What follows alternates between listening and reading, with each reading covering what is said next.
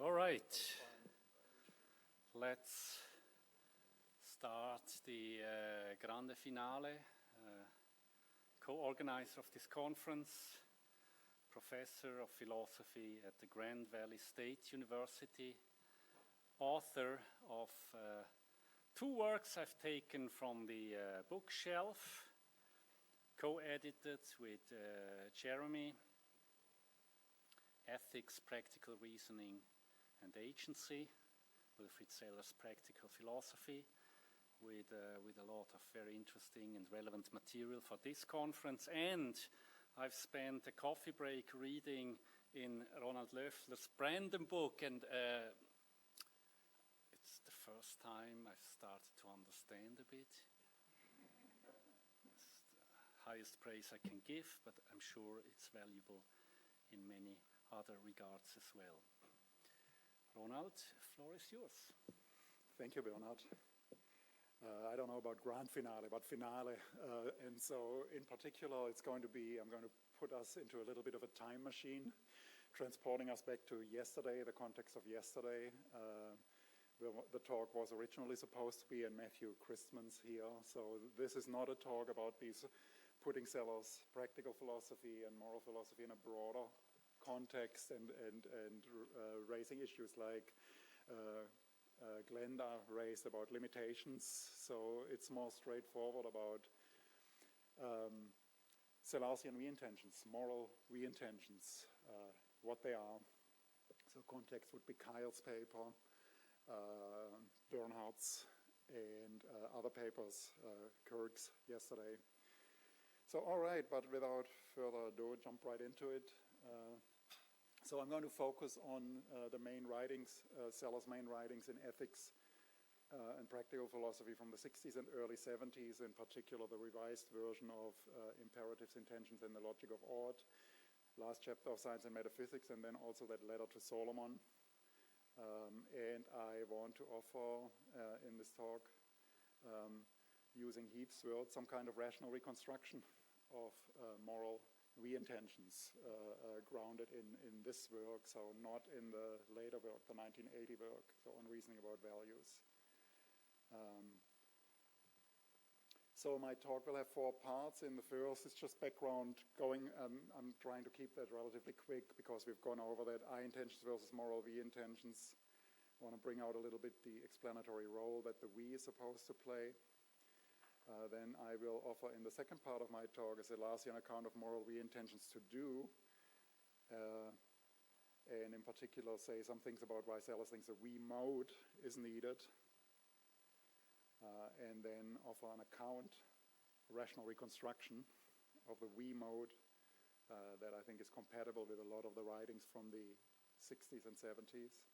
And the key idea, just to run it by first time here, elaborating later, of course, my key idea is that to intend in the moral we mode is to intend to set the goal or to intend the goal as something that we jointly ought to help realize, where the we expands to unrestrictedly everybody.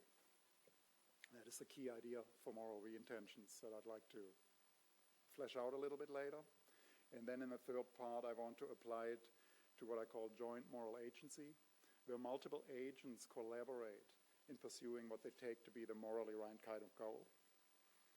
And in the last part, I want to draw some connections between this account of joint moral agency and, on the one hand, Sellars' theory of Searle's theory of re-intentions, and on the other hand, Margaret Gilbert's theory of joint commitment. So Sellars on I intentions versus moral we intentions. So we know much of this already, right? Moral ought judgments, Sellars takes to be a kind of intention, and moral ought statements as expressions of these intentions. And identifying them with intentions, a kind of intentions is supposed to fulfill 2 meta-ethical desiderata. On the one hand, he gets a kind of motivational internalism, and Kyle elaborated on that. And then at the same time, he gets at least the beginnings of something like quote-unquote cognitivism, in the sense that identifying moral judgments with intentions, since intentions are in the space of reasons already, they are governed by reasons, they are appropriate or inappropriate depending on one's reasons, or are responsive to reasons. So that is the beginning of quote-unquote cognitivism at the same time as a meta-ethical, the fulfillment of a meta-ethical desideratum. But then, as we know, I intentions or ordinary intentions are limited in the sense in which they are in the space of reasons. Namely, basically that according to Sellars' theory of practical rationality, practical reasoning, ordinary intentions are governed only by norms of intrapersonal means ends reasoning. So, and then what follows from that, having a coherent set of ultimate goals that are I-intended or intended in the ordinary sense is per se non-rational or irrational. It's a merely personal preference. So if it were incoherent, there would be a violation of norms of practical reasoning. But they are ultimate goals, intended ultimate goals, so they are not derived from more general intentions. And they are mutually coherent, so they are merely personally preferred, since I-intentions are merely limited to means-ends reasoning. And a consequence is of this view is, and I think the paper so far haven't focused much on this, although it's been mentioned repeatedly, but I think it's important for Sellars that a consequence of the situation is the limitations of ordinary intentions is that two subjects who have mutually incompatible ordinary intentions, if they find themselves in such situations, the situation does not imply that any mistake is committed in that interpersonal situation. So, for example, out of Science and Metaphysics last chapter, if you intend in the ordinary mode that the war shall end, and I intend in the ordinary mode that the war shall not end, even though the two intentions are mutually incompatible, does not imply that any mistake is committed, because our respective intentions, they may be part of our ultimate goals, and those may be coherent, so there's no ground for further rational assessment. They're both fine, or they may be derived in as far as means-ends reasoning is concerned, appropriate ways from more general goals, and so each of us has reasoned appropriately, and nothing more can be said to assess and evaluate those two intentions. So even though they are incompatible, there is, in a sense, no disagreement. The situation does not imply that any mistake is committed. And that contrasts with beliefs, of course. If you believe that the war will end, and I believe that it will not end, now the situation implies that a mistake is committed. So at least one of the beliefs is mistaken. And the gloss on this for belief is, well, beliefs are objectively true or false. Mutually incompatible beliefs cannot both be true. And so situations where two subjects express to each other or hold mutually incompatible beliefs imply that at least one of the beliefs is mistaken. And Sellars actually would read the situation of the belief situation more strongly than simply a mistake. He would read it normatively, that the situation not only implies that a mistake is committed, doxastically, but if the two subjects have expressed their beliefs to each other, the situation imposes a prima facie obligation on the subject to hash out which of the beliefs is right. Prima facie, of course, because they may have more important things to do, but if they don't, then they ought to hash it out. And so ordinary intentions fail to meet two additional Sellarsian meta-ethical desiderata on moral ought judgments, namely that they are apt to yield immediate interpersonal disagreement, like beliefs do, or they are apt to yield interpersonal situations that, because of the mutual incompatibility of the contents intended, situation implies a mistake, the interpersonal situations. And of course, he also thinks that moral ought judgments, even though their intentions have an analog to objective truth values, they're categorically reasonable or unreasonable. And so Sellars thinks that if he identifies moral ought judgments with we intentions, where the we is unrestricted, he does get those two additional meta-ethical desiderata, or gets a view that fulfills those. So he thinks that if you and I intend in the we mode, where the we is unrestricted, that the war shall end,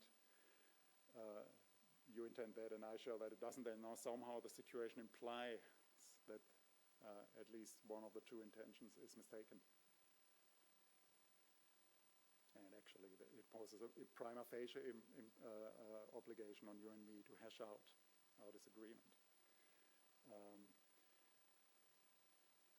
And then he also thinks that the unrestricted we somehow mandates forming the following, this one, any of us maximize the welfare of each and all of us, or promote the welfare of each and any one of us, which is the source of categorical reasonableness for we intentions as we know. Just a side remark, it's interesting, there seems to be a reversed order of explanation.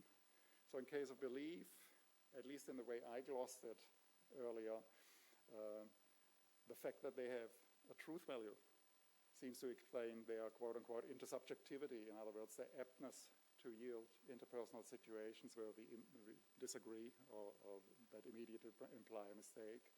So the truth value explains intersubjectivity. And it seems like, according to Sellars, in the case of moral we-intentions, it's the other way around. The intersubjectivity, in other words, the aptness to yield interpersonal situations of disagreement, genuine disagreement, explains why they have the practical analog of a truth value. Second part, on Sellarsian moral we-intentions to do. He distinguishes, of course, between we-intentions that something be the case, or intentions that something be the case, and intentions to do. This is long passage. It was quoted in one of the papers before from the revised version of intentions, imperatives, and the logical of ought. Other way around, yeah, imperatives, intentions. So he says we must distinguish between two shells. One corresponds to we intend, one to I intend. Let us represent them respectively as shell sub we and shell sub I. I suggest that ought, moral ought, as an expression of intention is a special case of shell sub we. And he says in the case of shell sub we, there are two dimensions of universality. The universality of application, or universality in the content, all of us shall do A and C, and the universality of the intending itself, which can be represented by the shell sub we. So there are two first-person plural dimensions in these kinds of intentions. First, in their content, all of us, quantified phrase, including the first-person plural, all of us do A and C, where the us here is unrestricted, includes all rational beings. Later, importantly, he switches that to any of us, and that's important, I think, to account for cases where we collaborate to do the morally right thing. One or two of us may be enough to do it, so we don't all have to do it. If many of us are in the same circumstances, one or two are enough, right? If the requirement were all of us, it would be a mess. So he switches it to any of us. But then the second dimension of universality is in the mode. Shell sub we, expressed by shell sub we. And science and metaphysics speaks of intersubjective form here. So the moral statement that one ought to save a child if one sees it drown analyzes as shell sub we, expressing the we mode with the unrestricted we here. Any of us, where the us is again unrestricted, save a child if they see it drown. Okay, few words about the first-person plural dimension of content. What he calls the universality of application in the quote.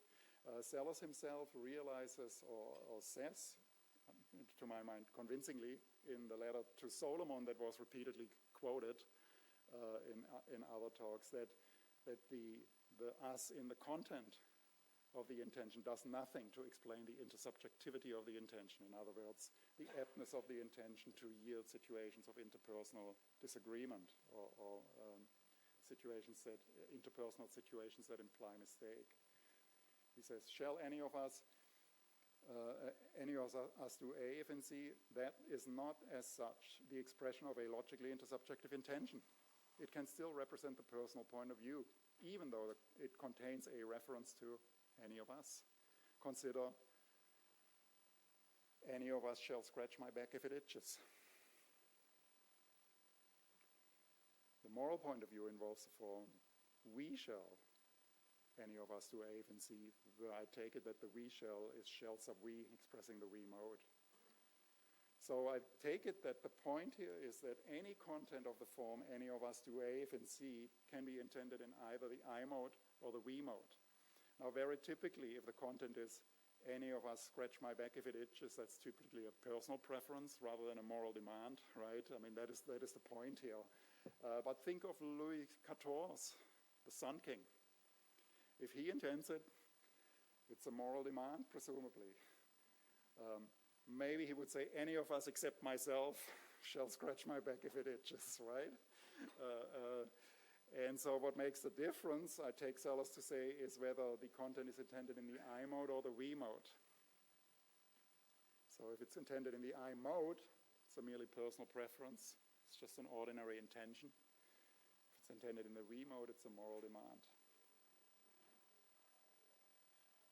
So what's the point of the any of us in the content? I think the point is simply that, well, insofar as I am obliged to do A, when in circumstances C, that is the case. Not because of something special about me, it's because any of us, when in C, should do A. So that's the feature of the us in the content, or the reason why he puts the us in the content. But it does nothing to explain intersubjectivity. So focusing now on the first person plural dimension of the mode, and so I want to propose an account, and Sellars says that no, well, but I think it's a proposal that fits a lot of text passages from the writings in the 60s and 70s.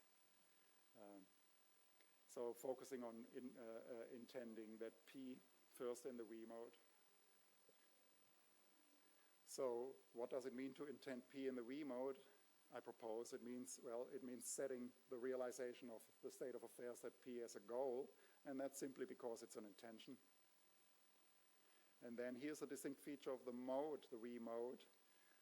Just by intending it in the we mode, by taking that attitude towards the content that P, you treat, or we treat, or the subject who intends in the we mode treats P as what unrestrictedly we jointly ought to help realize. So unrestrictedly everybody, we jointly ought to help realize the state of affairs at P. Jointly is supposed to indicate here that this is meant to be non-distributive, a non-distributive we. So it's a we simpliciter rather than I and you and he and she. That's all. So extending this proposal to moral we intentions to do, we would get intending for any of us to do A if in C in the we mode means intending for any of us to do A if in C, and treating any of us as doing of A if in C as what unrestrictedly we jointly ought to help promote, just by taking the attitude of we intending towards that content. So I want to offer now 3 comments on that. That raises a lot of questions, and 3 comments and then move on to joint moral agency. So if nothing else, this proposal does account for intersubjectivity, the aptness of moral we intentions to yield immediate interpersonal disagreement if there's contradiction in content. So take disagreement. You intend in the we mode for any of us to do A if and C, and I intend in the we mode for not any of us to do A if and C, or some of us not to do A and C, something that is contradictory to the first content. So you treat the first content as what unrestrictedly we jointly ought to promote. I treat the contradictory content as what unrestrictedly we jointly ought to promote.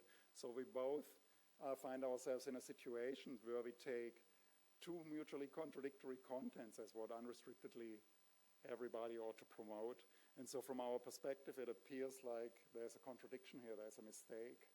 situation puts, to use Steffi's word, normative pressure on both of us to sort out our respective we intentions. One way or another does not determine how we should do that, but it obliges us, prima facie obliges us to do it. And how we do it, of course, well, we have to engage in the game of giving and asking for reasons then, right? What's the better we intention here? Situations of agreement, you express to me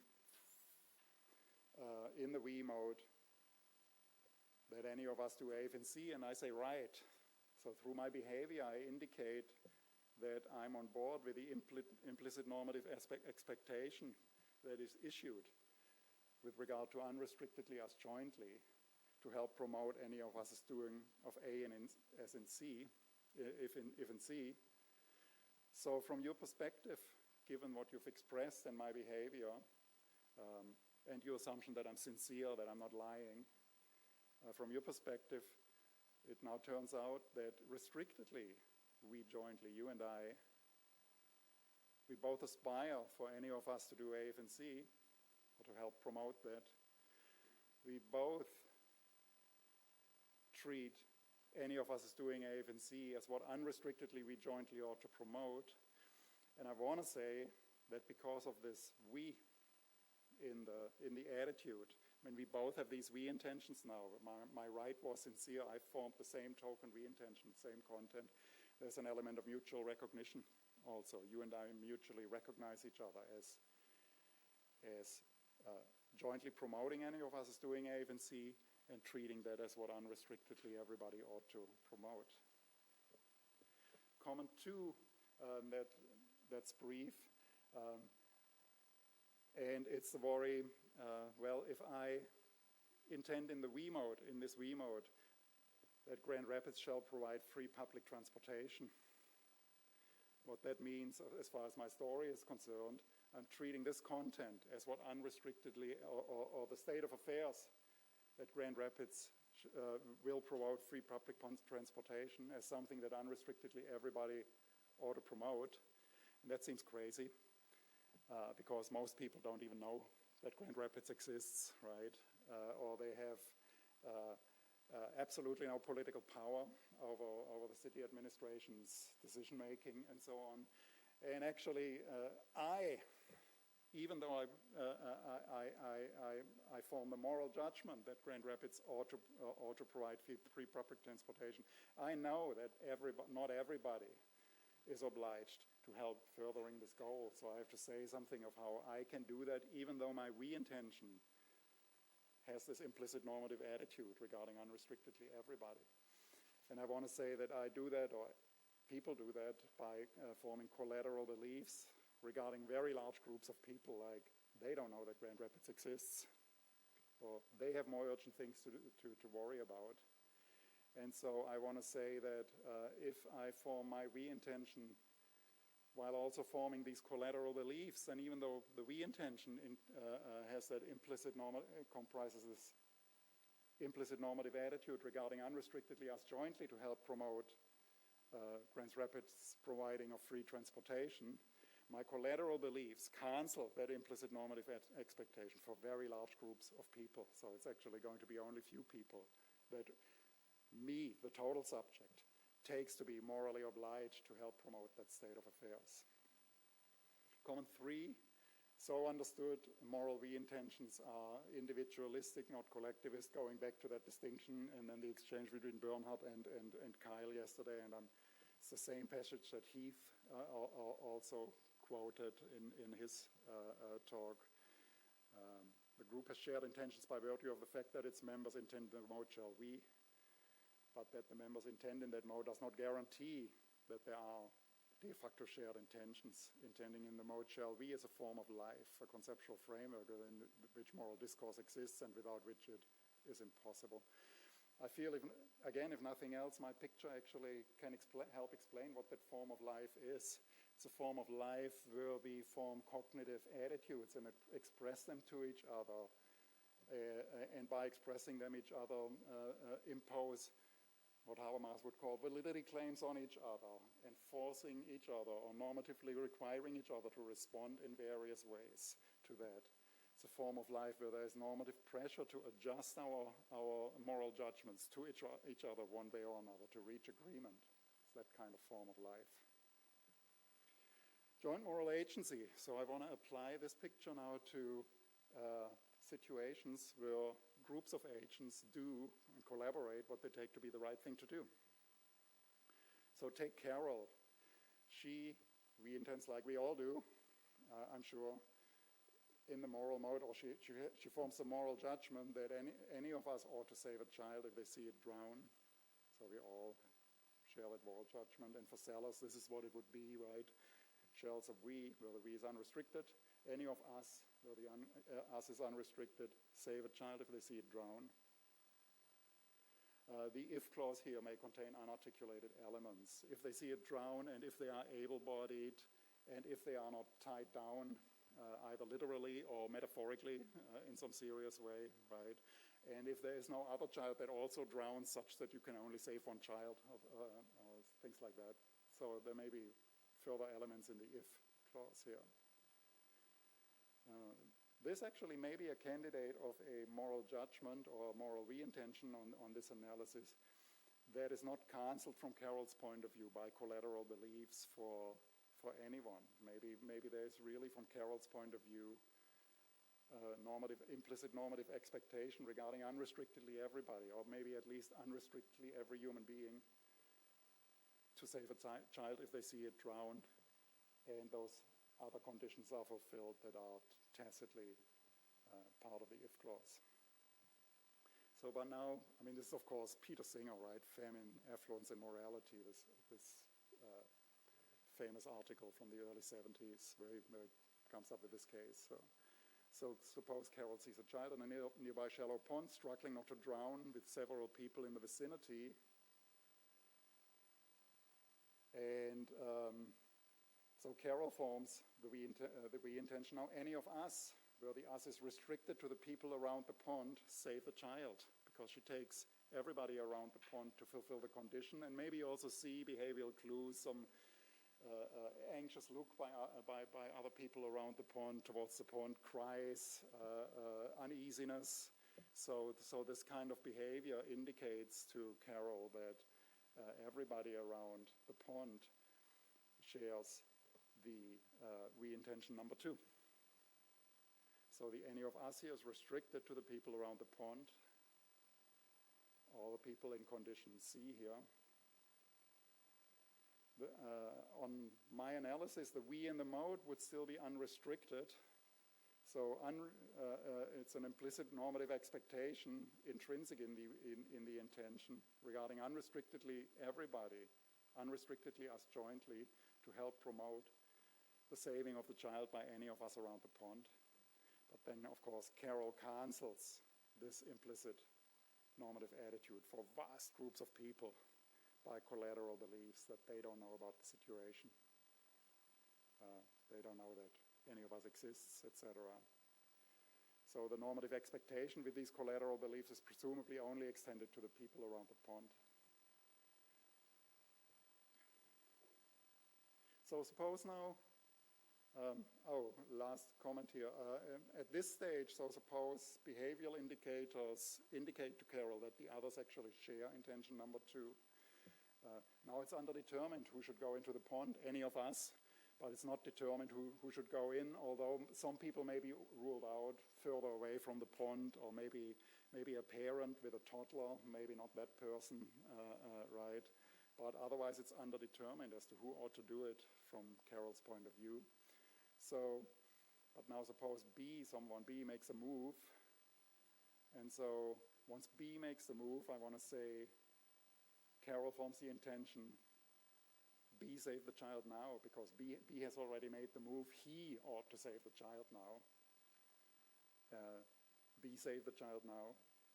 Again, implicit normative expectation regarding unrestrictedly everybody to help promote, once B has made the move, B saving the child, which is then, again, cancelled for almost everybody by collateral beliefs.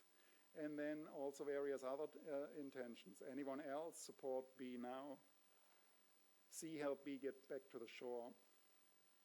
I, resuscitate the child, etc. So we get a bunch of these highly specific intentions. Once B makes a move and others make various moves either. And again, the we in the mode, I want to say, is unrestricted, yet cancelled for most people by collateral beliefs. Okay, exegetical remark here. Going back to these intentions, these are highly specific intentions. Exegetically speaking, from the letter from Solomon and other passages, maybe all of these intentions, or certainly intention number 6, or certainly the volition following intention number 6, once the child is on shore, I will resuscitate the child now. From Sellars wants to say that these, or anyway 6, are actually I-mode intentions that are grounded in moral V-mode intentions. They are not themselves I-mode intentions. V-mode intentions, sorry. They are not themselves V-mode intentions, but I-mode intentions grounded in V-mode intentions. And that's the passage from the letter to Solomon. Others have quoted that too. The moral point of view involves the form, we shall any of us do A if and C, fine, which entails I shall do A if and C, and to flag the origin or ground in the logically intersubjective intentions, I represent the latter as shall sub we, I do A if and C. So Sellars pictures is that moral agents have a system of we-mode intentions of the form shall sub we, any of us do A if and C, and shall sub we P. And then what I ought to do is what's implied by these intentions. But the intentions corresponding to what I ought to do are I-mode intentions that are grounded in this frame of we-mode intentions. And the index we only indicates the grounding of these I-mode intentions in the we-mode intentions. So situations like where you say in the we mode, I ought to do A, shall sub we, I do A, and I say, shall sub we, you don't. You ought to do not A or something like that. They are intersubjective, in other words, apt to yield interpersonal disagreement, not immediately, but because the intentions expressed are grounded in V-mode intentions that are intersubjective. So it wouldn't be a case of immediate interpersonal disagreement here, but it's actually mediated through groundings or through mistakes or through different opinions about which of the V-mode intentions that provide the umbrella from which the I-mode intentions derive, disagreements about those. So I see no, this may be daring, but I see no principled reason why moral intentions to do A oneself when in C should not also have a we mode, in my sense, themselves. So Sellars pushes the analogy between moral judgments and beliefs as hard as he can. But in case of beliefs, if I believe first person singular that I will go to the gym, and you believe that I, Ronald Loeffler, will not go to the gym, we disagree, and we don't do it because of the way the beliefs are grounded in one way or another. It's just because they are beliefs. We immediately disagree. So the situation implies that we interpersonally disagree, regardless of how the beliefs are grounded. Similarly, I feel, but I'm curious what you're going to say. I feel situations like, I ought to save the child. I think that, and you say you ought not to save the child. They should also yield or imply interpersonal disagreement, regardless of how these judgments are expressed, are grounded in other judgments. And that is, I think, in the spirit of what Sellars says in the letter to Solomon. Contents of the form, he says that contents of the form, any of us do A if and C, they can be intended in either the I mode or the we mode. right? Either one. So content does not determine the mode. So, well, it's not implied, but it suggests that contents of the form I do A, if in C, should also similarly be intendable in either the I mode or the we mode. Sip of water.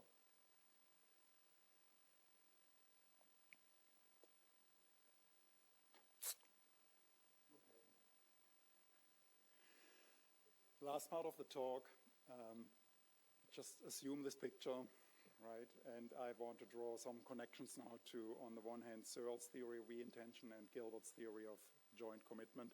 Searle, very quickly, it's not very deep what I'm going to say, so it's pretty obvious, I think. So there are similarities. According to both Searle and Sellars, we-intending does not reduce to I-intending plus mutual belief. So they both stipulate a distinct kind of intention, a we-intention. According to both Sellars and Searle, the key to we-intending is the mode of intending, a we mode.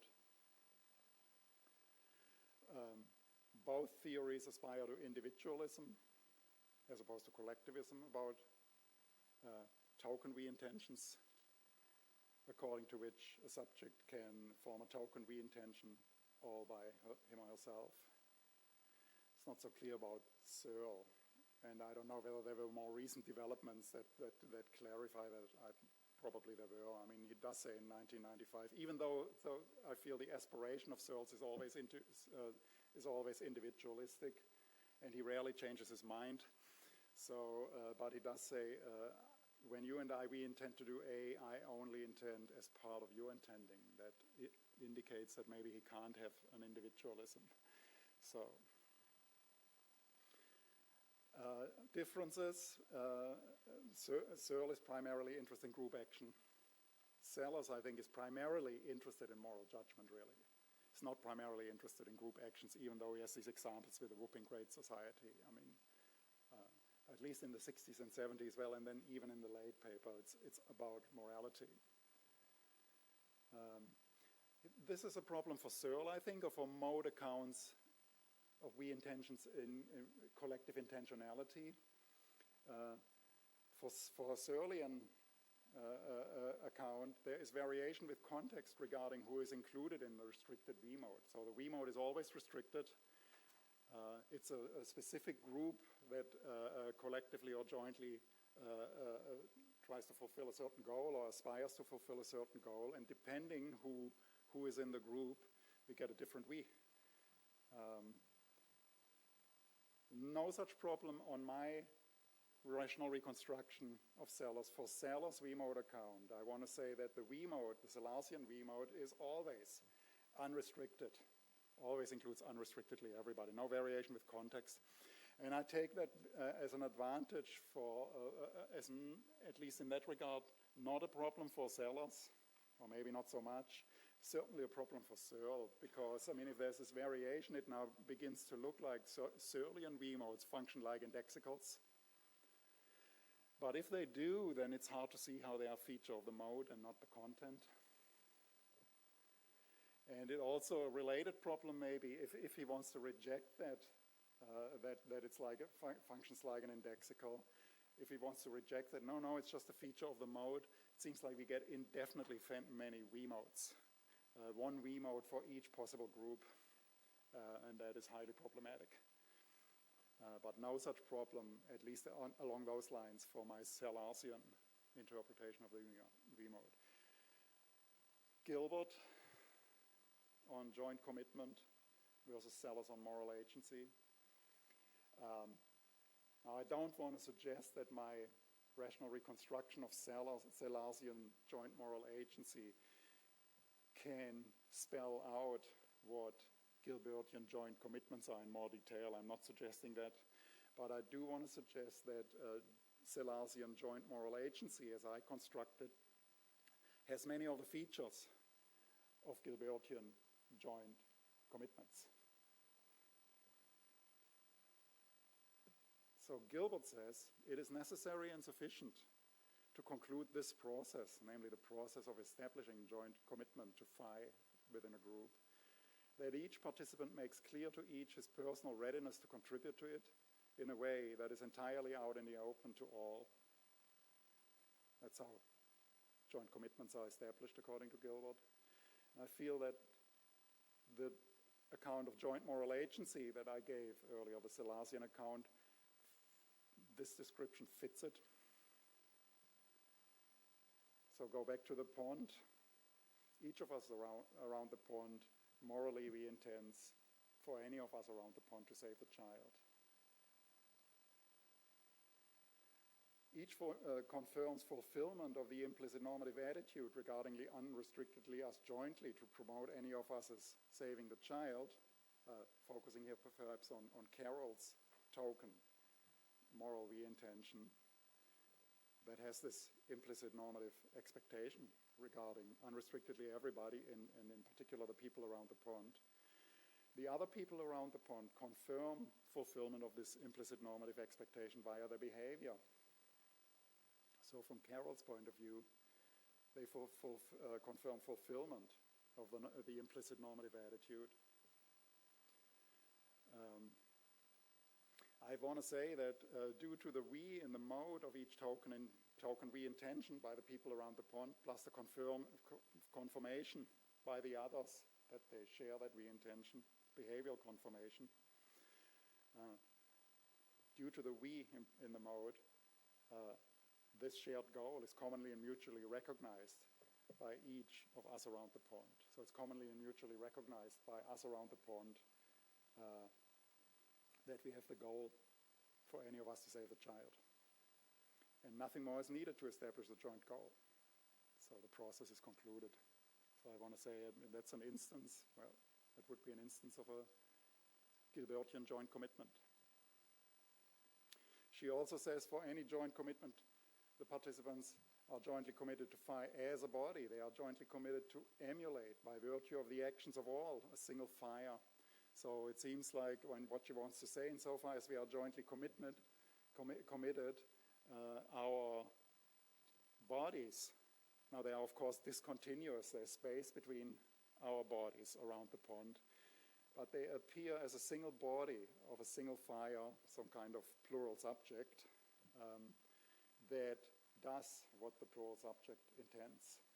And I want to say that my Sellarsian account of joint moral agency kind of fits this, so in the sense that from the viewpoint of each participant,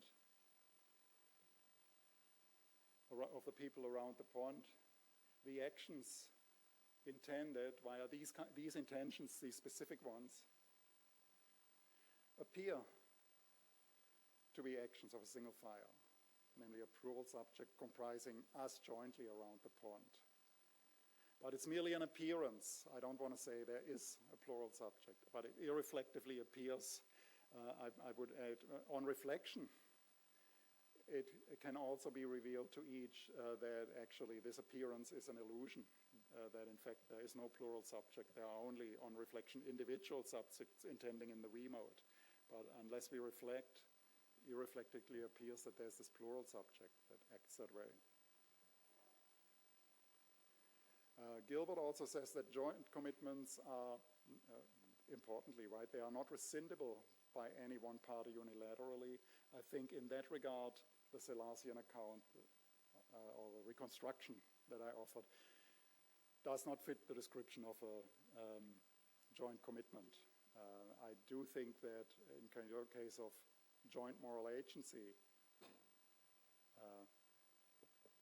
it can be appropriate to unilaterally rescind when we are engaged in joint moral agency. Somebody might change their mind, might realize that, hey, what we are actually doing, even though I thought that's the morally right thing, it's actually really evil. So they change their mind and thereby rescind the joint commitment or participation. And I want to say that this unilateral move can be appropriate. So, of course, major differences, right? I'm not saying that I'm giving a better version of Gilbert or anything like that, not at all. Gilbertian joint commitment extend far beyond joint moral agency. They include bank robberies and genocide and all the other things. And I'm convinced that my attempt to rationally reconstruct Sellarsian moral judgments, Sellarsian moral re-intentions, and to account in terms of them for joint moral agency cannot account for bank robberies or all these other things, or morally neutral actions like going for a walk together. So, yeah, I don't want to say that.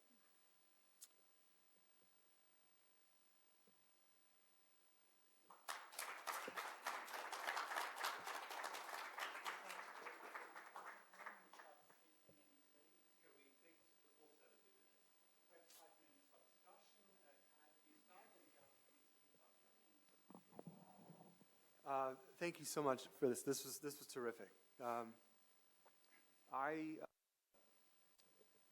think you're right about the joint goal. That's a really important part of this. I think you're right when the P in the shall we be P is a state of affairs that requires that's only achievable by a division of labor, right? So in the Singer case, it's usually about like an individual could just wade in and do it on their own. But in your case, it takes a village to save a child, right? And then there's this division of labor across agents. So there's a plurality of agents who jointly, they jointly adopt P as a goal. Right? But I think we can imagine cases where you have shall be P with we mode, right? And you can go directly from that to shall sub we, I do that which is conducive to P, right? And there's no one else joining me in having P as a goal. Right? That's where P is achievable by virtue of my own action alone. Right? So do you want to say there's still some kind of joint goal there for it to be moral or not? I think so, although it can be cancelled for very large groups, right? I mean, the normative expectation can be cancelled, so, but at least it depends on what P is, I want to say. I mean, maybe there are many cases where the agent just cancels it for everybody. I'm doing it already, so nobody else has to be there to help me with. But then there are also cases where I can do it with effort, and it's a morally praiseworthy goal. It's a goal that corresponds to what I take to be a moral obligation. And so I think it's not implausible to assume that I do have the normative expectation that others contribute to the goal in the sense of kind of supporting me doing this. And this is all I have in mind in those cases, right? The normative expectation is not that they also pounce on realizing P, but that they support me. If needed, perhaps only conditional support. So.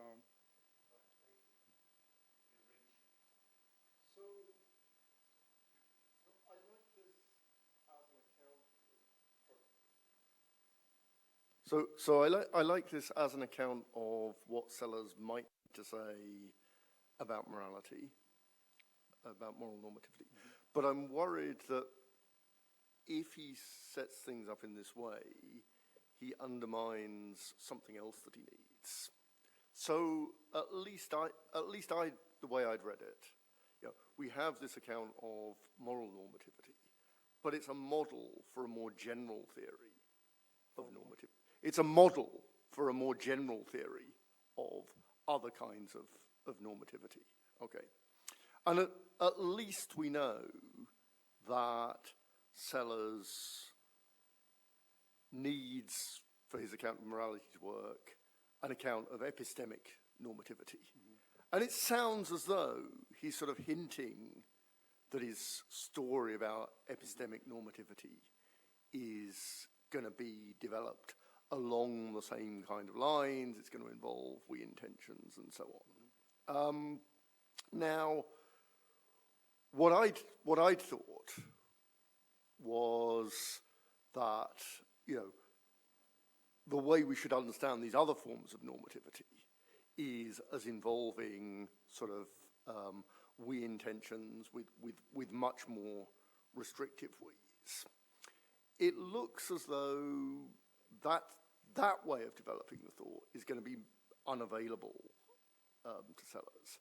So I wonder what you would say in response to the question of, okay, so how do we develop out of this? Yeah. Or how do we develop out of the theory that Sellars seems to be hinting at, a more general theory of normativity? So, okay, thanks. This sounds super ambitious project, okay? Mm-hmm. So I would not want to say that epistemic odds or semantic odds are grounded in we intentions. Mm-hmm. What I would like to say, and hope at some point to be able to say without setting myself up to a firing squad, is that other kinds of cognitive attitudes like beliefs and then acknowledged inferential commitments, so in a Brandomian framework, that they have the same kind of we feature. So it's not because they are intentions, but they do have the same kind of we feature.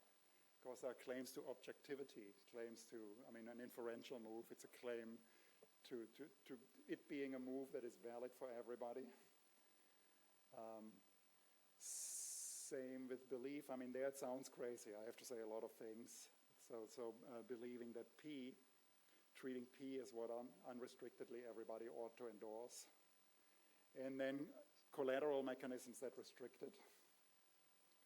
So that's what I want to say. So I do want to say that the we mode, in the way I construe it here for moral we intentions, would be the source for those. But it's not, it's the mode, not the intending. Okay, thanks. That's really helpful. Thanks. Okay, thanks. We had a lot of conversation about the approach, right, during the last years. I'd like to ask, you said at one point that when it comes to my doing my part in this complex action of saving the child, then I shall we call 911, for example, right? And you said, it seemed to me, that this is an I mode intention. Is that true? According to Sellars. Yeah, and I don't think, I think I would want to disagree with that, at least in the context of what Sellars writes and does, right? Because I see why it should be an I mode intention in your framework, right? Because calling 911 is not something that I treat as something that we jointly ought to realize at that moment, because it's me going to call. Is that so? That's probably the motivation for calling it an I mode intention in your account. But then you said you wanted to reconstruct Sellars, right? And I think say the last thing again, sorry. You said you wanted to reconstruct Sellars, and I think at that point it breaks down a bit, because Sellars wants to say, okay, an I mode intention is an intention I have as an individual, just not as a member of a certain group, and that would probably not be the case in your situation. I still intend as one of us trying to save the child, right? So in that, yes, that's the end of the rational reconstruction. So is that your point? That's right. So, yeah. They only go so far. So.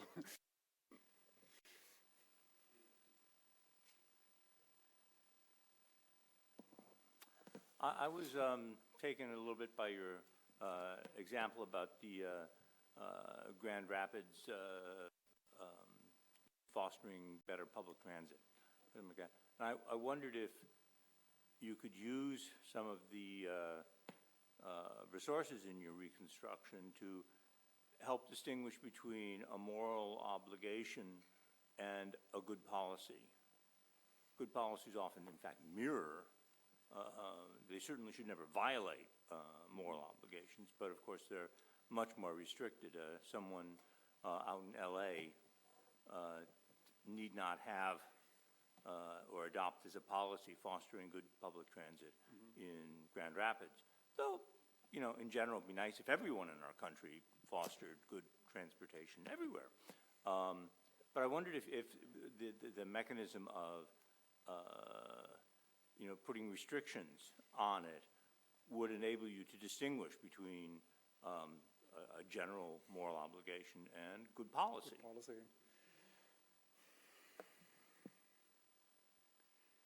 So I'm digressing and then coming back. So something that Preston repeatedly pushes, right? That if you account for moral or judgments in terms of intentions, you cannot account for the distinction between strong and weak modal or deontic modality. So I feel that the way I set it up leaves room for making this distinction in the sense where the moral oughts would be expressions of we intentions in the sense in which I described it, and moral permissions would be, or judgments as to what I'm morally permitted to do would be actually I intentions, where I recognize that they are compatible with the framework of we intentions that I have. So that would be the moral permissions. And then, so taking that step for granted, good policy, that is not obligatory, right? That is the question. And I'm not, sorry? No, yeah. My answer would be, I mean, the theory that I laid out, as far as I've laid it out, may not provide those resources. Maybe other considerations that come then in about human flourishing. Well, maybe whatever Sellars says about the ultimate moral goal, right? If that is indeed true, that what we intending creatures are supposed to form, maybe what he says about flourishing can help there. But in the absence of that, it would have to be something separate. I'm quite comfortable with that because I'm not comfortable actually with one moral theory explaining everything that is in the moral domain. I mean, going back to your talk, Glenda, right? I mean, when people discuss about morally hard cases to each other, moral theory is important, but they are most fruitful if it's multiple different and mutually incompatible theories that shed different light on the situation, and then it's just a weighting what fits better in those circumstances. So I would be totally comfortable with there being other theoretical frameworks going along with that.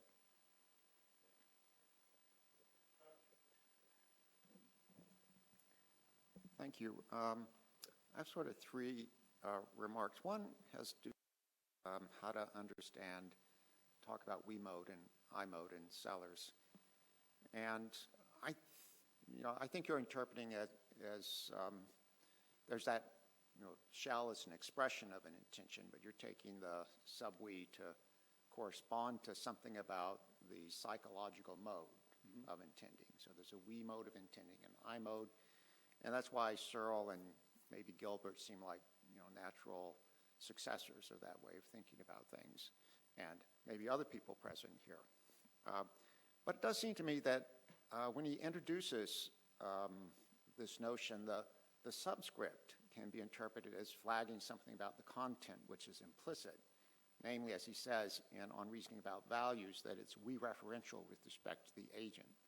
So I think there's another way, open way of interpreting that, where it doesn't end up as part of the psychological mode, but as a special feature of the content. Then I have two quick remarks, one about Searle and one about Gilbert. And I wasn't quite clear why you were suggesting for Searle it would end up there are as many we modes as there are groups. The way, the first thing he wrote about that was in 1990 in Collective Actions and Intentions. And what he ends up saying there is that what's special about the mode is something that's actually in common with individual means, ends, intentions. So the individual case would be something like, I intend singular B by singular A, and then he spells out the content. And then for the case of the we intention, he says, I intend collective B by singular A, and then he spells out the content. So that form of the mode is just universal across all groups, right? The groups can vary, but the mode is going to be the same. So I don't think it's going to have many, many, many different kinds of modes. It's just a single mode. Okay, that's helpful. That's good. Then You for had one Gilbert, there's a complication with Gilbert, and for a long time I thought her view had to do with there being, special modes of special attitudes. It wouldn't be intention exactly because she constructs that out of joint commitment, but nonetheless something like an individual commitment in a special mode that was psychological.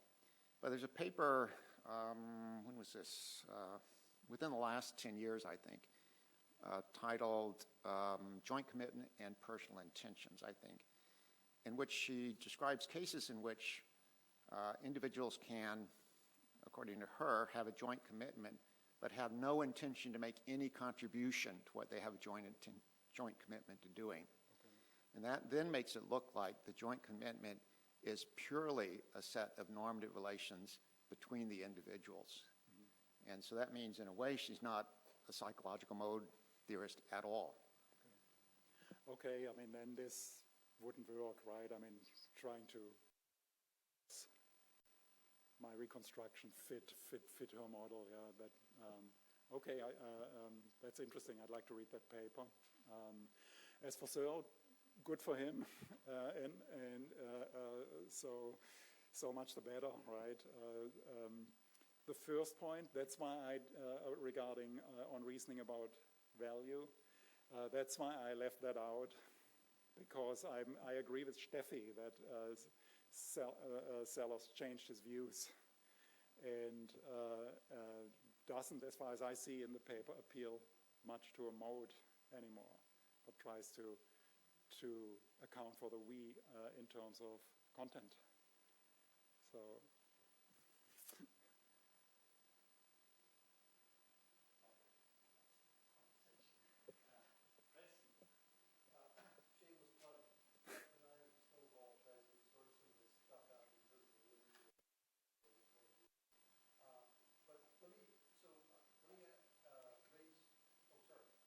Let me raise two objections and then ask for some clarification.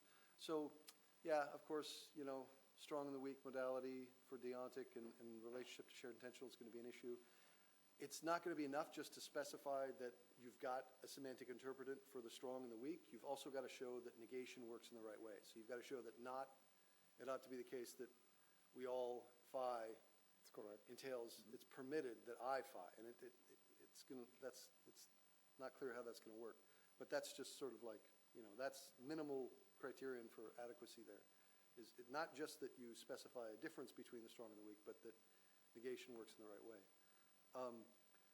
The second thing is with regard to something you said in an early slide, and I can't tell, I was like, and then tried to see what was going on there, and I didn't really get it.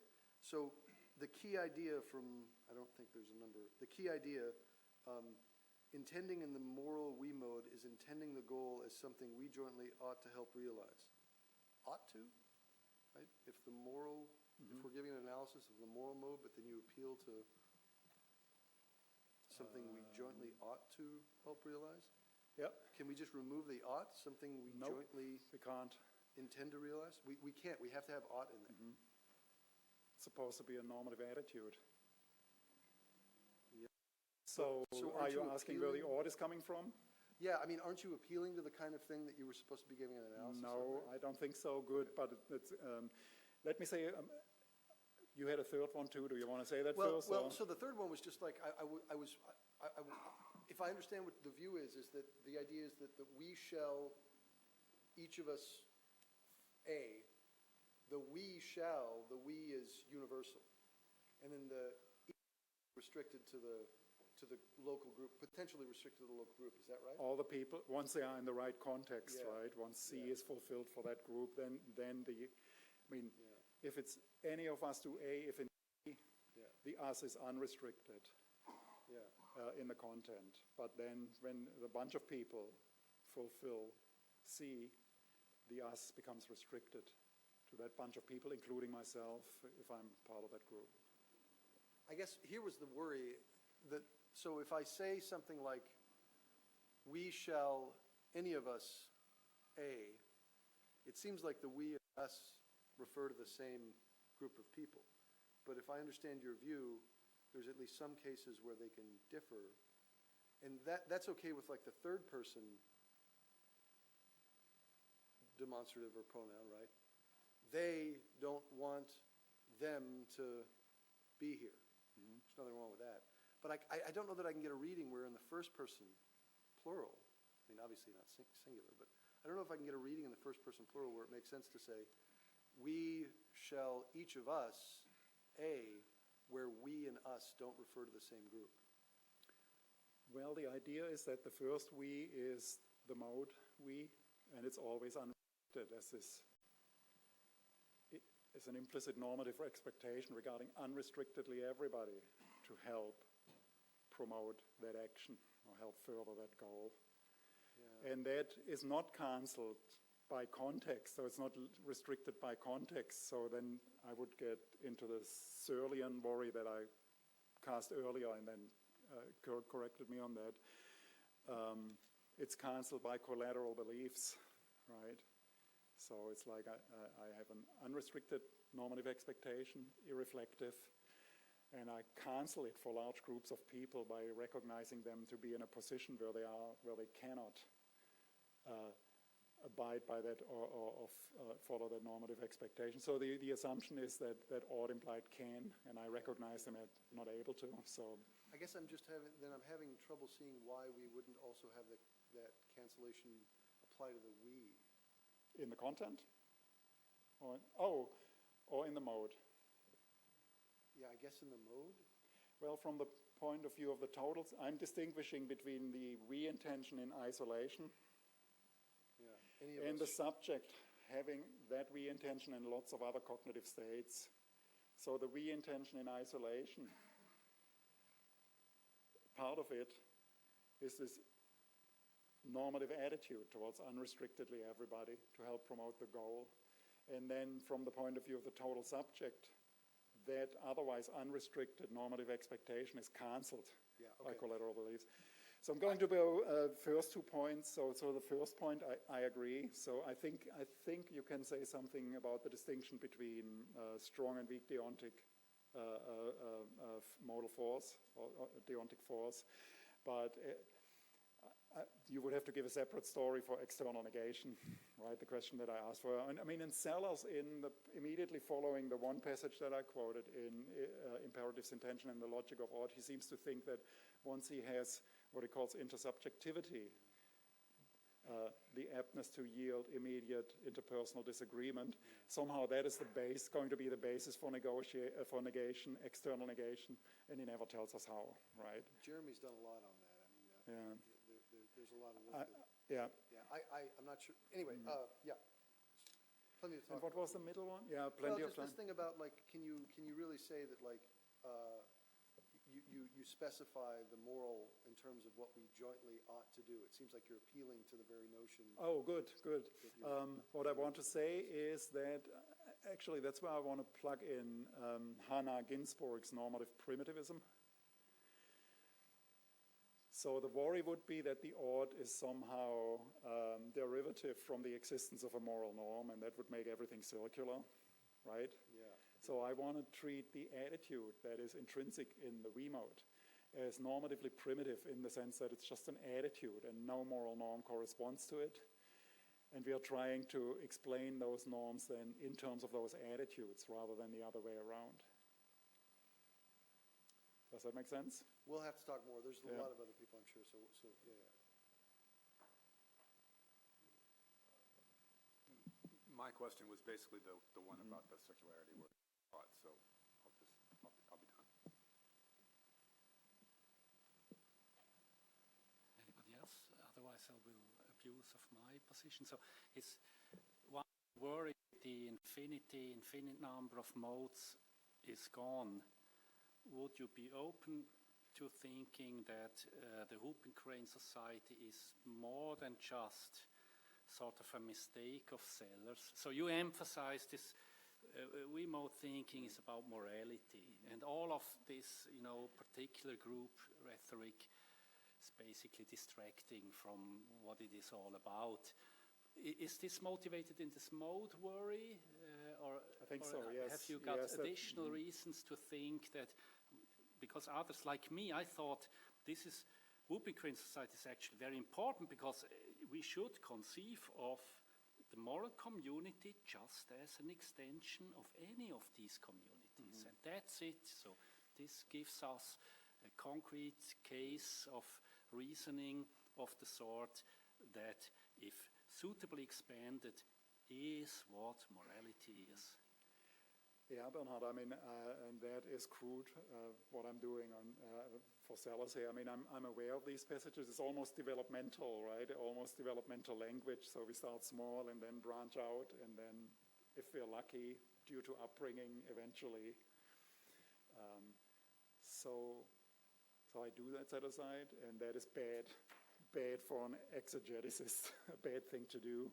What I can say in response is that even if this doesn't work as a theory of moral judgment, it's still, I think, a cool thing to think about. Think about this as a project that tries to offer some features that are part of our cognitive apparatus that allow for interpersonal disagreement. So even if it doesn't give us morality, right, if that fails. So I find that actually in its own right very interesting. So, and that's my main motivation. Glenda, last words. I was wondering if this idea that, following up from Preston, that you have the unrestricted we in the mode, and then each of us gets restricted by the circumstances, wouldn't that mean that a lot of the time I end up not doing what I need to do because, suddenly I have to do something, but I was counting that other people were doing it, right? There might be situations where, but all I know, there's other people are doing it, but they fail. And so, now it's for me to act, but I was counting that I wasn't the ass that needed to do that. So wouldn't that have us failing a lot in our moral obligations? Can you describe a case? So I'm thinking. So there is a case where, say that the children that are. Suppose you put people in order, at distance from the water. Yeah. But not everyone can see what everybody else is doing, right? Mm-hmm. So something like that, I guess we need. And then in the circumstances, they start failing to do, and then they think that this comes to me, but so maybe, I was sufficiently far that I thought, we intend that guy does it, but it ends up being that in this, I think, if there is no kind of common knowledge or shared knowledge of what each one is doing, we might end up failing to have the right intentions a lot of the time. I mean, I hope that the specific intentions, they may be highly varying over time, exactly, depending on what happens. So B slips and breaks his leg, and that reshuffles those intentions, right? I mean, there's this overarching intentions. Any of us save the child, that remains. But then now B is out and we need to reshuffle. I mean, to me, that doesn't sound problematic. That sounds actually very plausible. But imagine that now I need to be, doing something for whatever, my family, because I'm not unknown to me that all the people that were lining up first in circumstances failed to do it. Mm-hmm. So it looks like I'm not having the right kind of intentions. I now suddenly, because of a change of circumstances of which I know nothing about, I'm now one of each of us in the content of the circumstances are such that it's now my turn to act. But there should be some kind of condition under which I can know this, because otherwise I will be having how can I have the intention if I don't know that everything that happened that made it? I was assuming that they would continue to observe the situation. But suppose that I'm here and this is happening in the next room. Okay. All right, so I'm not seeing, or I'm blocked but I'm the closest person, and I do have the we normative unrestricted.